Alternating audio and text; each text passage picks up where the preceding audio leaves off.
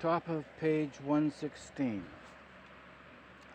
Therefore, even if subtle conscious God in the man state is unconscious of the gross body and of the mental body, and does not experience directly the gross and mental worlds, still, God in the man state does make use of the gross body, though not directly, but from the subtle plane, through various aspects of the gross, and is therefore observed from all outward appearances as an ordinary gross conscious human form, which eats, drinks, sleeps, sees, feels, hears, and so forth.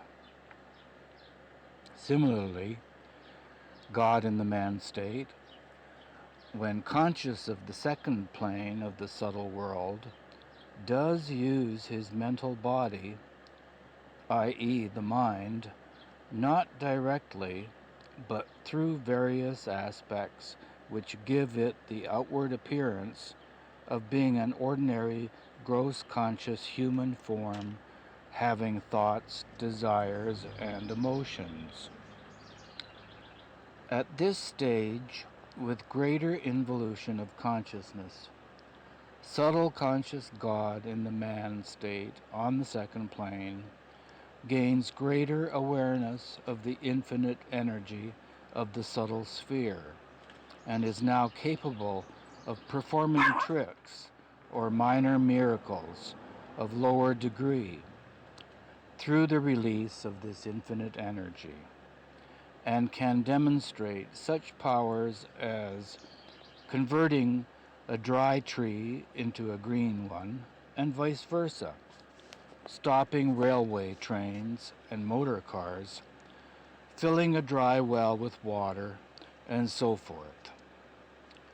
This subtle conscious God in the man state, on the second plane, experiences the subtle world with the subtle senses of his subtle body.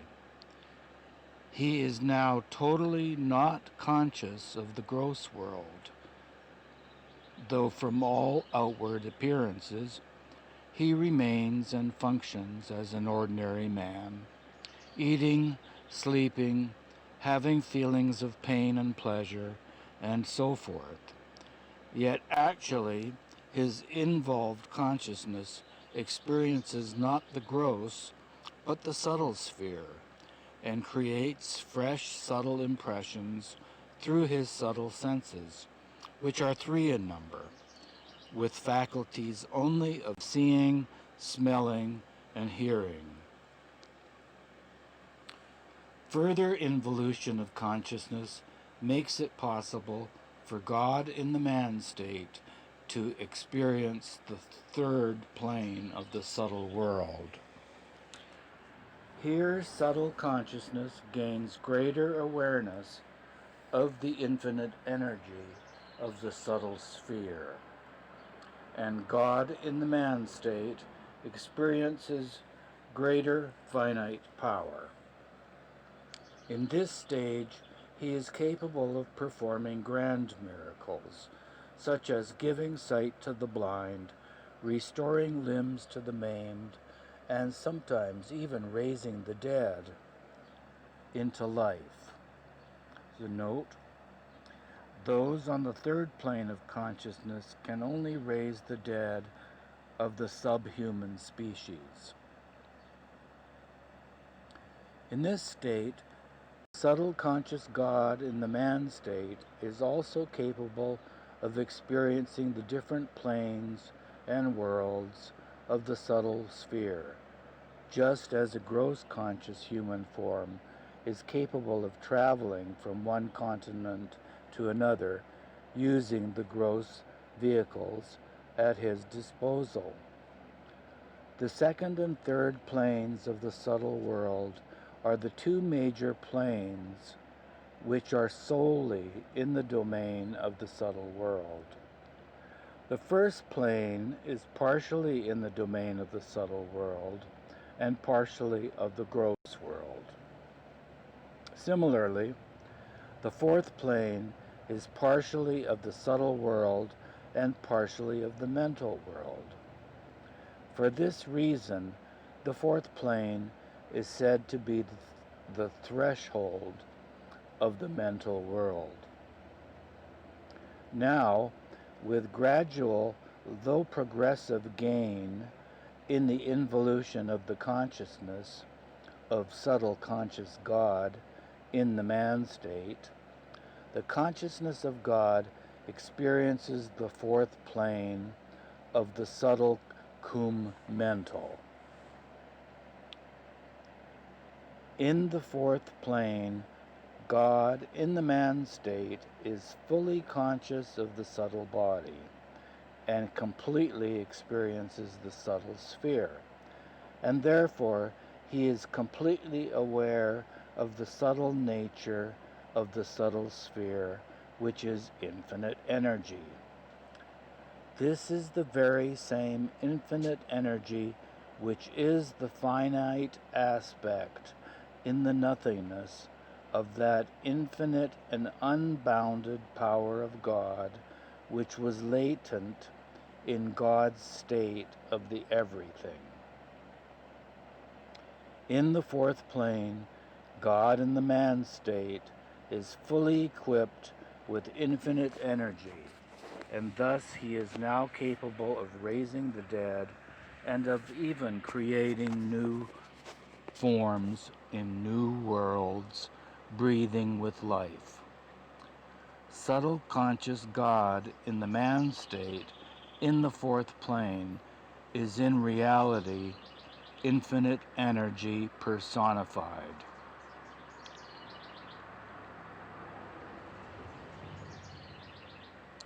This infinite energy of the fourth plane of the subtle cum mental worlds is not the ordinary so-called energy of the gross world. It is that infinite energy which is called the breath of all life, or pran, and which can cause all things to become alive. It is this energy which, when infinite, can create living things out of dust. Although this energy be infinite, it is yet by no means equivalent to the reality of that infinite power of God. This infinite power of God, which translated into illusion, becomes the finite aspect of the infinite energy of the fourth plane of the subtle cum mental worlds. Subtle conscious God in the man state, possessing the key to the store of the infinite energy of the fourth plane, is now firmly established on the threshold of the mental world and is confronted by the full blast of the intense desires, emotions, and thoughts, which are the aspects of mind of the mental world. Though the fourth plane is the exalted stage of consciousness where God in the man state consciously experiences himself as infinite energy personified, yet it is the state of experiences of the so-called darkest night, because here the consciousness of God in the man state undergoes the experience of being caught, as it were, between the devil and the deep, fired by intense desires and emotions, the overpowering incitement or temptation to wield and use the infinite energy which is at his command proves a treacherous foe at this juncture, when the involution of consciousness of subtle conscious God in the man state is unfailingly and rapidly progressing towards the mental sphere, where it will gain mastery over all desires, emotions, and thoughts.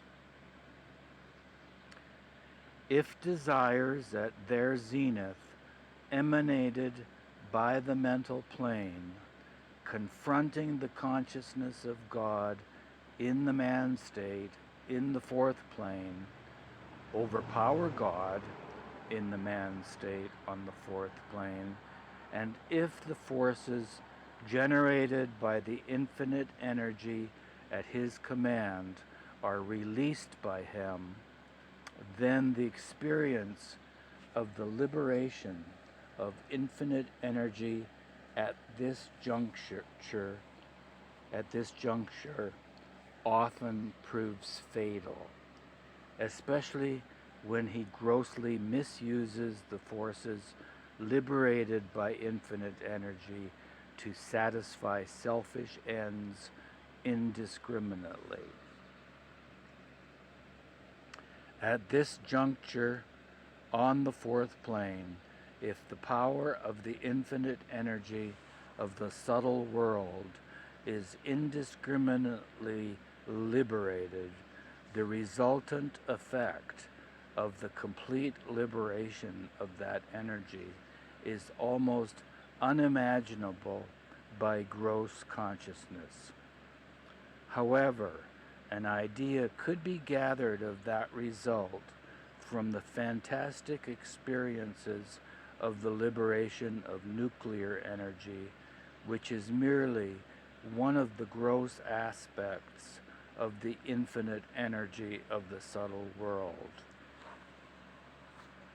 Thus, if the involved consciousness of God in the man state succumbs to the temptation of experiencing the complete liberation of infinite energy in the fourth plane of consciousness, the inevitable experience is so severe that the full consciousness gained and the subtle consciousness experienced totally disintegrate into the most finite consciousness, identifying God once again with the most finite, gross form of stone.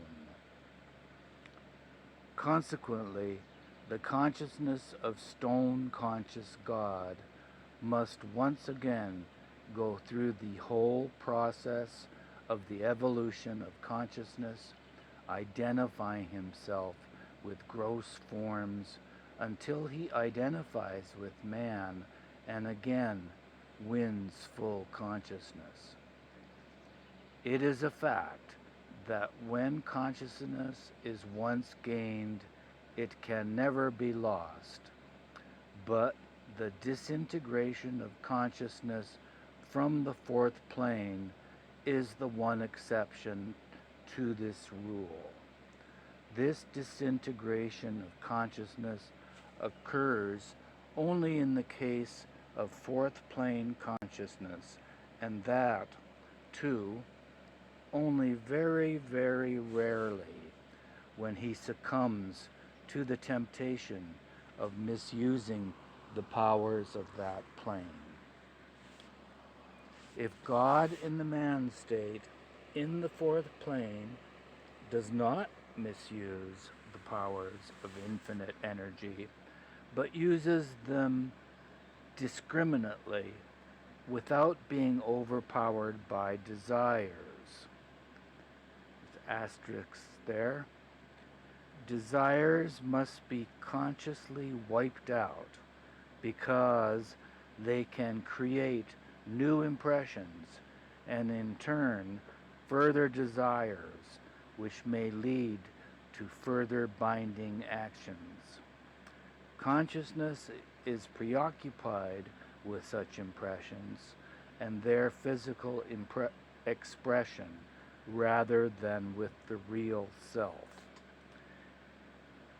If these impressions are wiped away consciously, the soul, Atma, will then begin to perceive the truth and will begin to emancipate itself from the tyranny of worldly desires. The individual, Jiv Atma, minus life of desires, becomes soul, Atma, and is always the unconscious Almighty. It is while we are living that life must be given up. To renounce worldly desires while retaining consciousness of unconsciousness is the goal of life. And that's the editor speaking there. So, back to the paragraph is, if God in the man state in the fourth plane does not misuse the powers of infinite energy, but uses them discriminately without being overpowered by desires, then with further involution of consciousness, the subtle conscious God in the man state experiences directly the sixth plane of the mental world, skipping over the experiences of the fifth plane of the mental world.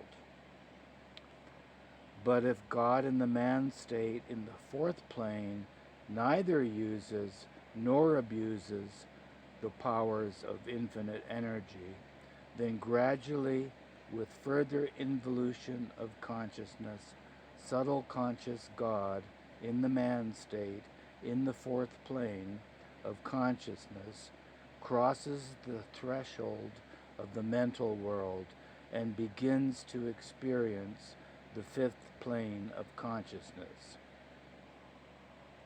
The fifth and sixth planes of consciousness are fundamentally the planes of the mental sphere of the mind.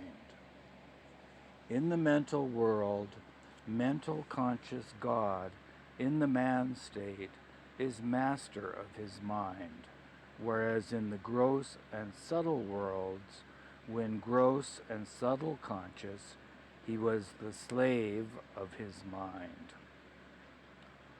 With the progress of the involution of consciousness of subtle conscious God in the man state, the experiences of the fifth plane of the mental world are realized by the mental sense, which is only that of seeing.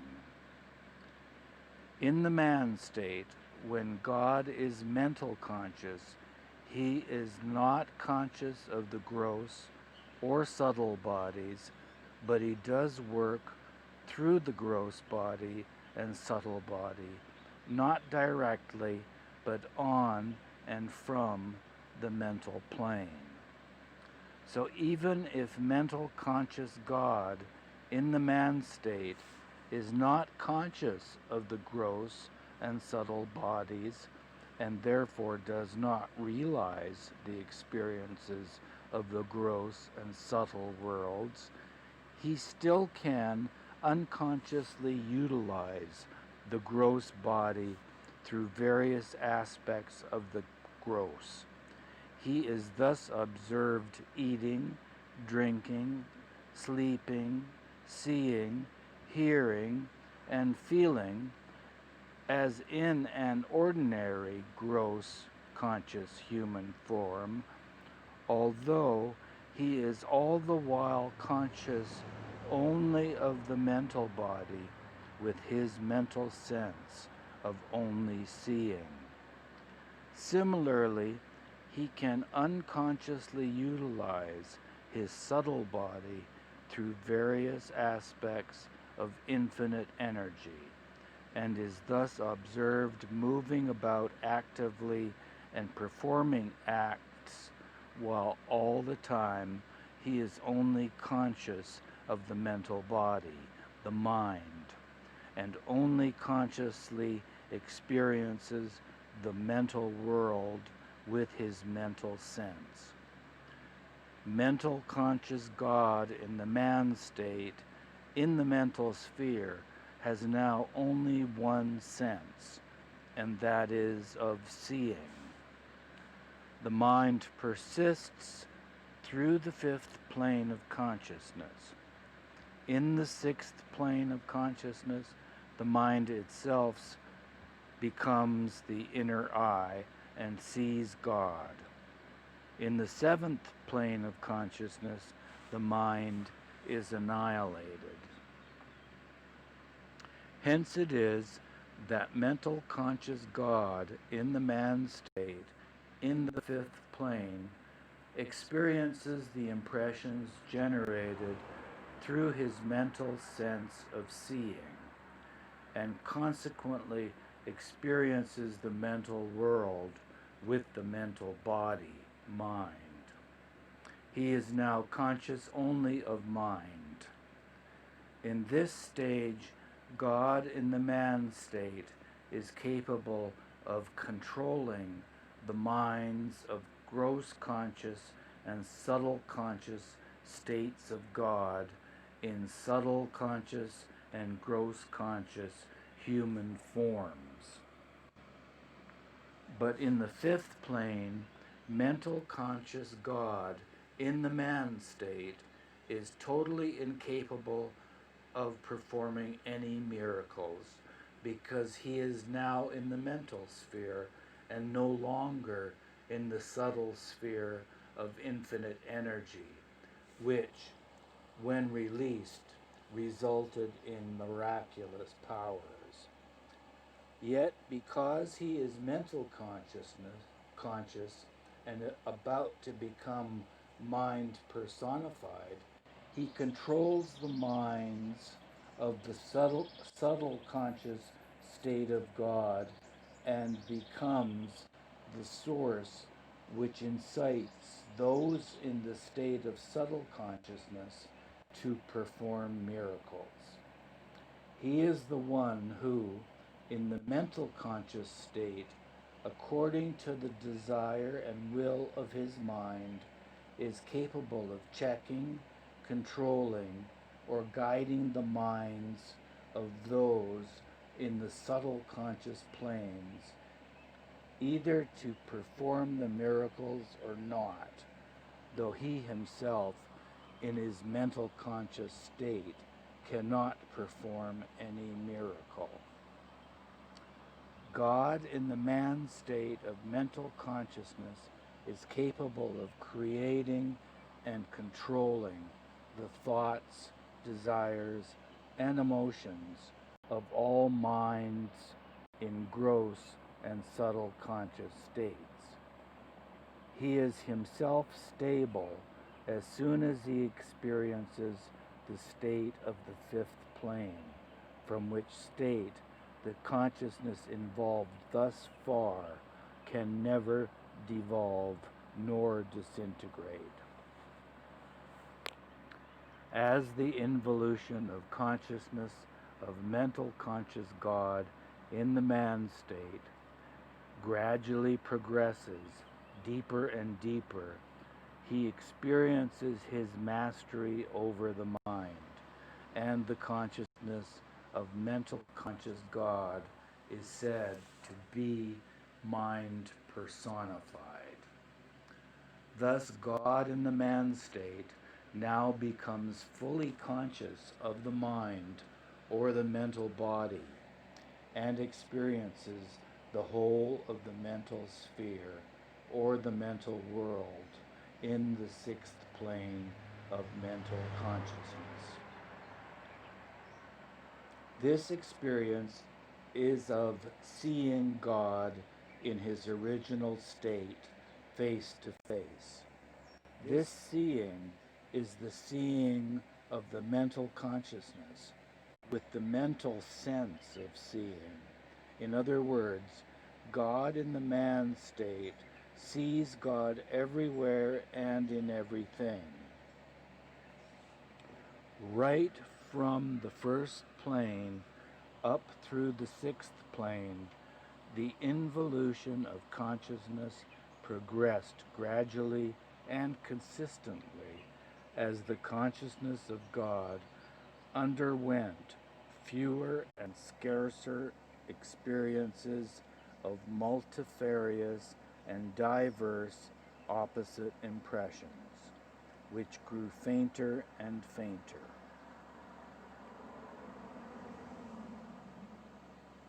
Therefore, during the progress of the involution of consciousness of God, the diverse opposite impressions gradually lessened and became fainter until the involved consciousness of God in the sixth plane was fully conscious of the mental body and experienced the mental world in full with practically no impressions at all except for a last faint trace of residual impressions of opposites.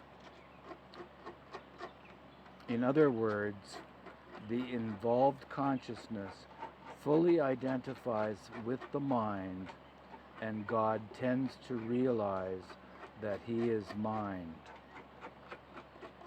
Now, God in the man state as mind has the last finite impression that he, as mind, sees God face to face in all things except in his self. This is the state of God in the man state in the sixth plane of consciousness. This mental conscious God in the man state of the sixth plane, practically void of all impressions at this point and only conscious of mind, is now confronted by God himself and sees him face to face and also sees him in all things.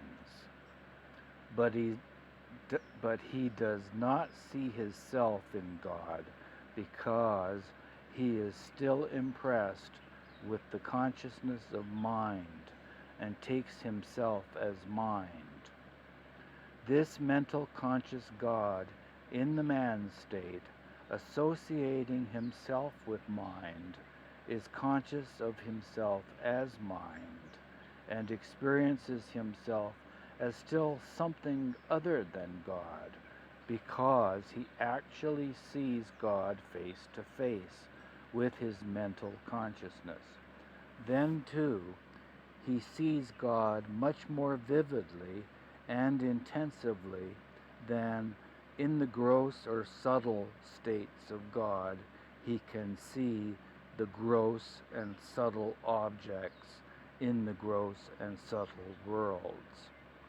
In this stage, the consciousness of God, which had experienced diverse and innumerable opposite impressions, now experiences the last trace of dual impressions of opposites.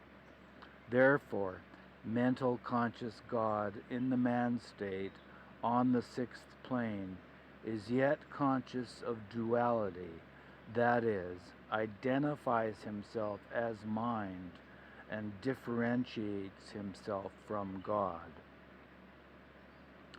In order to understand the involution of consciousness in the mental sphere more clearly, it is necessary to understand that the mental sphere of the fifth and sixth planes of consciousness is the domain of the mind. The mind of the mental planes has two sections. In the first section, the state of mind is inquiring or reflecting. In this state, mind functions as thoughts, high thoughts, low thoughts, good thoughts, bad thoughts, material thoughts, spiritual thoughts, and thoughts of every kind, type, and state. In the second section, the state of mind is impressive or sympathetic. In this state, mind functions as feelings of sufferings and emotions, feelings of desires and longings, feelings of pangs of separation, and feelings of every kind and type and state. Since mind of the mental sphere has distinct dual functions, it is inevitable that the experiences in the field of man, i.e., the mental sphere, must be distinctively of two kinds also. Thus the mental sphere has two domains. Therefore, the domain of the fifth plane of consciousness is of thoughts, and the domain of the sixth plane of consciousness is of feelings. Consequently, the consciousness of mental conscious God in the man state in the fifth plane identifies with the first section of mind, which is inquiring or reflecting mind.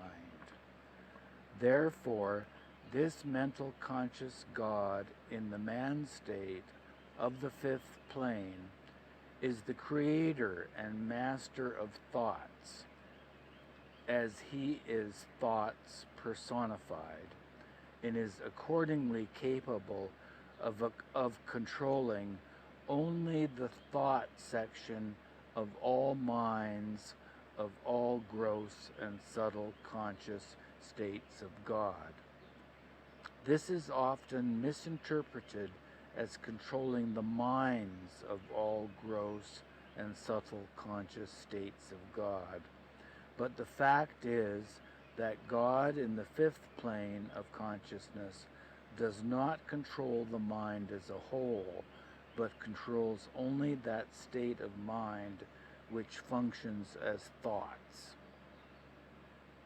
Mental conscious God in the man state, in the fifth plane of consciousness, while identifying himself as inquiring or reflecting mind, emanating only thoughts, does not identify himself with the second section of mind, and is therefore still incapable of establishing mastery over feelings, i.e., emotions and desires.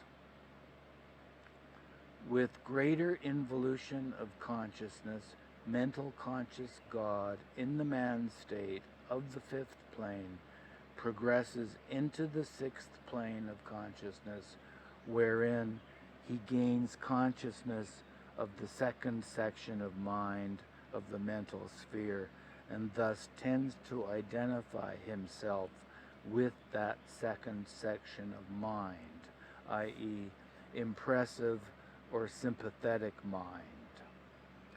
Mental conscious God in the man state, in the sixth plane of consciousness, experiences the mental world with the mental sense of seeing through complete identification with feelings, and thus God in the man state is not thoughts, but is feelings personified. Wherefore, he experiences consciously the feelings of seeing God face to face continuously in all things and everywhere.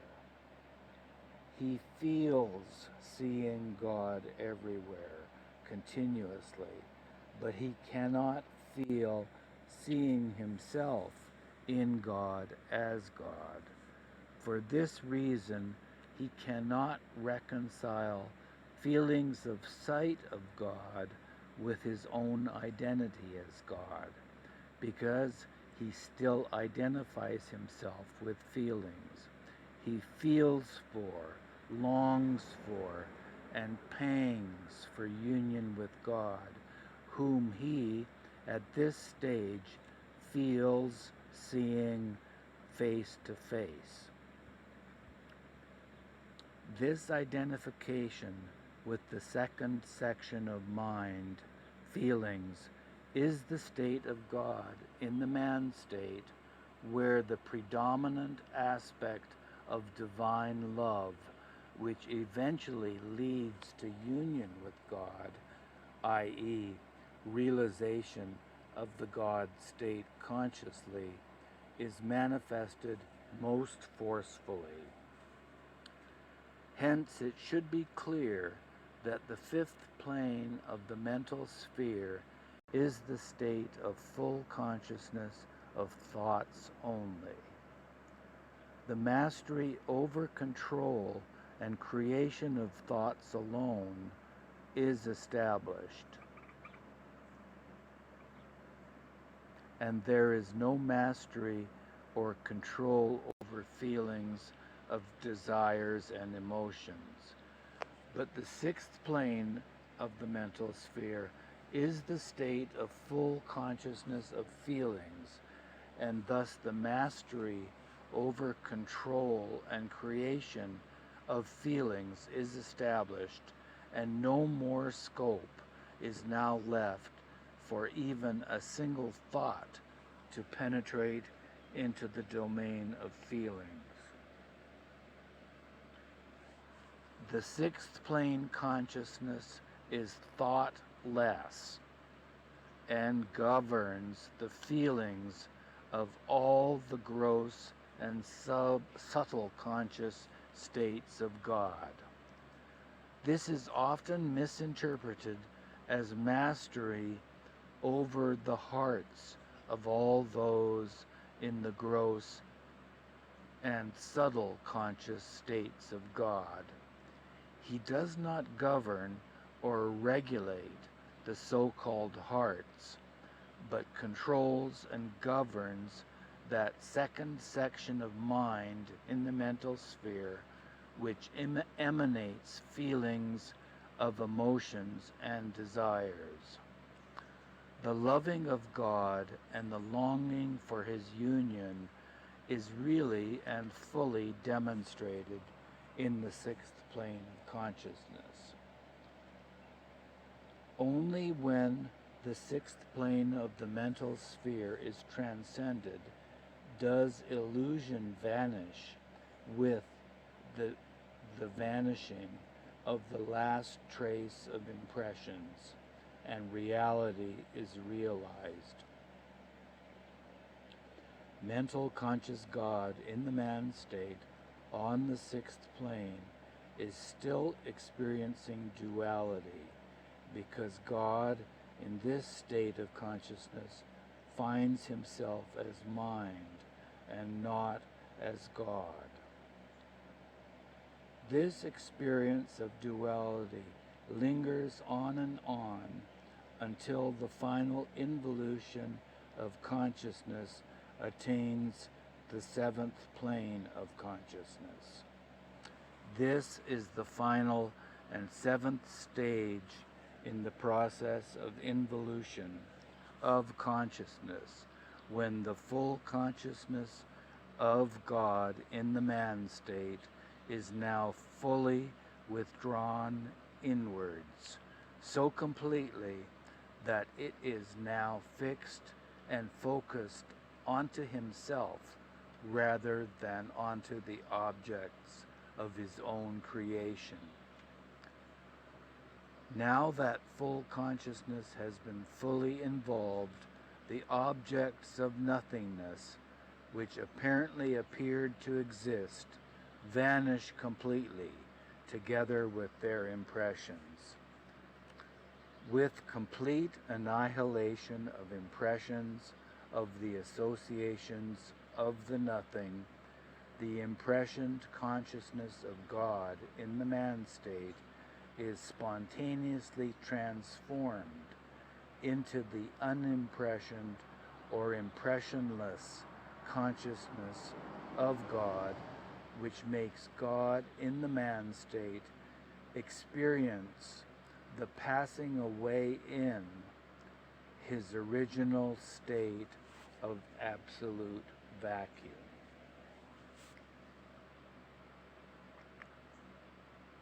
It is but natural that the full consciousness, fully involved and now free from even the slightest trace of any impression, should give no other experience but that of the original absolute vacuum state of God, which once prevailed and which is now experienced consciously.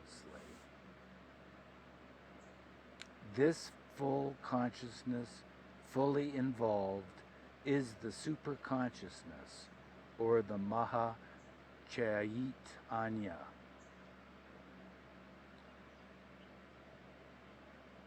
The unconscious God in the original absolute vacuum state is now fully conscious, or superconscious, of his original state of God in the beyond state.